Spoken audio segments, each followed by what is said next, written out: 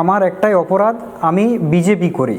সেই অপরাধে আমাকে জ্যান্ত আমার মা বাবাকে জালি দেওয়ার প্রচেষ্টা চালিয়েছিলেন। যাই হোক, ভগবানের কৃপায় মানে ঈশ্বরের আশীর্বাদে আজকে আমি বেঁচে ফিরে আপনাদের সাথে কথা বলতে পারছি। এটা আমার খুব ভাগ্যের ব্যাপার।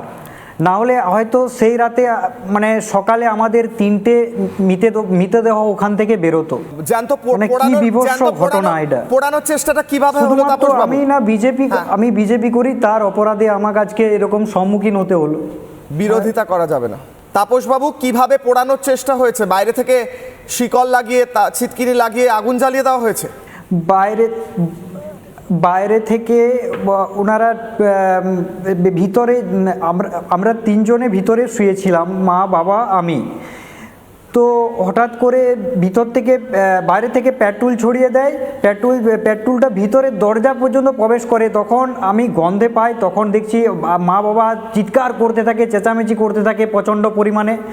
সেই প্রচণ্ড চিৎকারে আমার পাড়া প্রতিবেশী সেই সময়টুকু মানে সেই সময়ে এসেছিল বলে মানে তাই প্রাণে রক্ষায় আমরা বেঁচেছি। মানে তৎক্ষণাৎ তারা প্রতিবেশীরা আমার বাড়ির সামনে আসে তারা, এবং সেই দুষ্কৃতীরা সেই মুমেন্টে ওখান থেকে পালিয়ে যাওয়ার পরে তারা ওখান থেকে আমার গ্রামবাসীরা তাকে সবাই মিলে আমরাকে রেস্কিউ করে।